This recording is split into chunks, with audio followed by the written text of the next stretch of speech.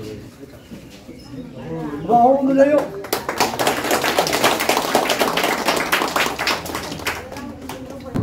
you, sir.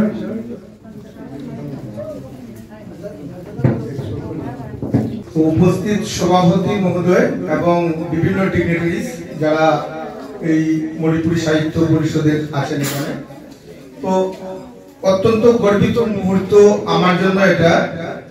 এই মুহূর্তে এখানে এসে আমি নিজেকে ধন্য মনে করছি। এত সব গুণবান ব্যক্তির সান্নিধ্যে এসে নিজেকে গৌরবান্বিত মনে হচ্ছে। খুব ভালো লাগছে এখানে এসে।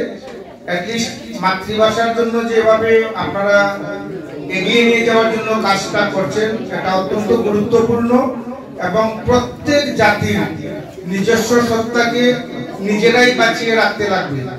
আমার মাতৃভাষাকে অন্য কেউ বাঁচাবে না, আমাকেই বাঁচাতে হবে। এই আর্জ নিয়ে যে আপনারা কাজ করে যাচ্ছেন, সবাইকে অনেক অনেক ধন্যবাদ। অত্যন্ত এই যে একটা দুর্বিষহ গরম, আমার ভালো লাগছে এখানে এই এত গরমের মধ্যেও আপনারা বসে রয়েছেন। কেউ মানে কষ্ট করেও মানে আপনাদের মুখে কিন্তু হাসি ফুটে রয়েছে, এটাই সবচেয়ে একটা ভালো লক্ষণ।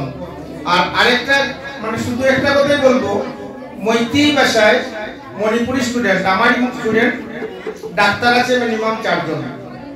মানে আমি আমার এখানে আমি দেখেছি মণিপুরি ল্যাঙ্গুয়েজের স্টুডেন্টগুলো অত্যন্ত ভালো রেজাল্ট করে। অনেক ডাক্তার ইঞ্জিনিয়ার আছে, কিন্তু কোঅপারেশন যারা করছে আমার সঙ্গে, আমার জানা মতো 4 জন শুধু মৈতেইতে রংপুরই আছে আমার 4 জন ডাক্তার। এটা মৈতেই ভাষার গৌরব ওরা।